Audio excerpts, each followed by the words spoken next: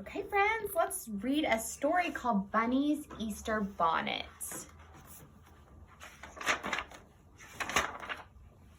One bright spring day, Clarence and Clarissa Cottontail were on their way to the meadow to gather flowers. Suddenly, Clarissa looked up. There, stuck to the old cherry tree, was a big poster. It said, Alfalfaville Easter Parade, come one, come all. The best bonnet wins the grand prize. At the bottom of the poster was a picture of the grand prize. A shiny red bicycle built for two, just right for twin bunnies. Look, Clarence, said Clarissa, let's make a bonnet. I just know we can win that bicycle.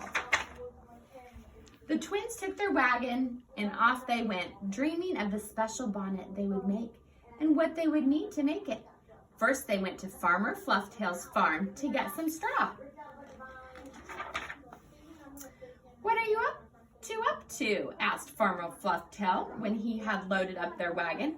Wait and see, answered Clarence and Clarissa. Next, they hurried over to Miss Hedgehog's fabric shop.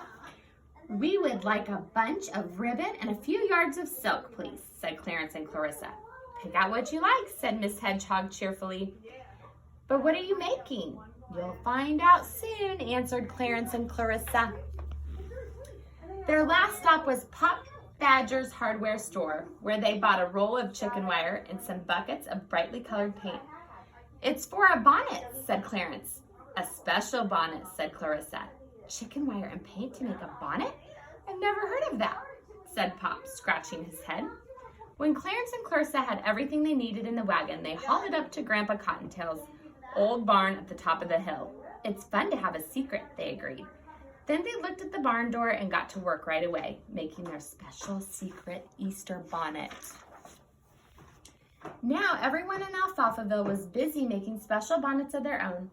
Pansy Pig was designing a pretty bonnet she called the Vegetable Patch. She planned to eat the whole thing as soon as she won the grand prize. Garth Goat was hard at work on his own bonnet, made entirely of garbage. He was very proud of his bonnet. It was 100% recycled. Darlene Duck and her family were fashioning a bonnet from a kite with a long, long tail. Mrs. Hen was strutting around the chicken yard every day with a great basket on her head. She called this bonnet Easter Basket Surprise. 1, 2, 3, called Mrs. Hen, and her chicks practiced popping out of the eggshells inside it. Miss Kitty, the baker, was whipping up a fantastic angel food with buttercream frosting masterpiece. She was sure it would take the cake, but no one could even guess what Clarence and Clarissa Cottontail were working on behind the locked door of the barn on the hill. The day of the Easter parade arrived at last. How bright and breezy it was.